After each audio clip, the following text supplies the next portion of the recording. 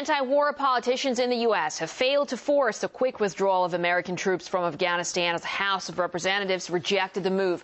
The majority who denounced the plan believe the removal of troops, especially with a new military strategy underway, would allow a quick return to power for the Taliban.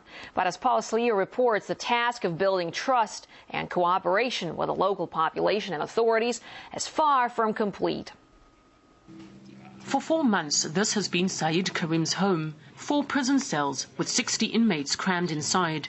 The 22-year-old's waiting judgment, and if found guilty, could spend many more years here. The charges against him: commanding a Taliban unit. The government has no evidence that I have a connection with the Taliban. I don't, but even if someone is a Talib, they won't admit it because they're afraid. Maybe the government doesn't mind it so much and the local people think the Taliban is okay, but the police have to put them in prison to make the foreigners happy.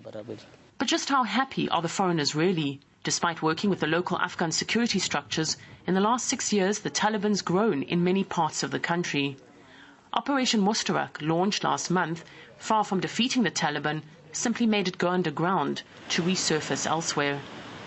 Sergeant Bertrand Fitzpatrick spends his days coordinating missions with the Afghan army, border patrol and policemen. It's his job to watch every step his foot soldiers make, and if needed, to bring in the Air Force. Sometimes it gets tricky. We have to make sure that they are also not amongst the enemy. Sometimes that's hard to do because the insurgents will wear the same type of clothing, and communication can be difficult at times. They have their own radio systems, and they'll talk to personnel that we have embedded with them, who will then relay that information to us. But sometimes that information can be wrong.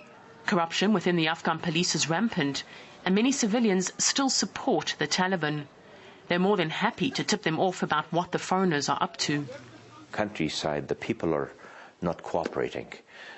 A police and an army can only be successful if the people of that nation are behind it. And if the people of a nation is not behind its own military and its own police, it's very difficult to create an effective police or military.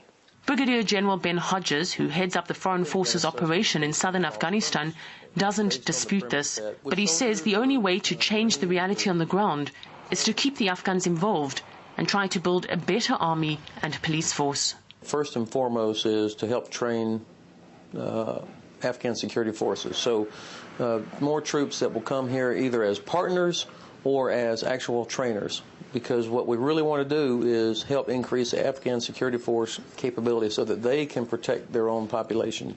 But sometimes that cooperation seems futile, especially when US President Barack Obama announced he would begin withdrawing his troops by July 2011. General Stanley McChrystal later said a withdrawal would not be feasible until 2013.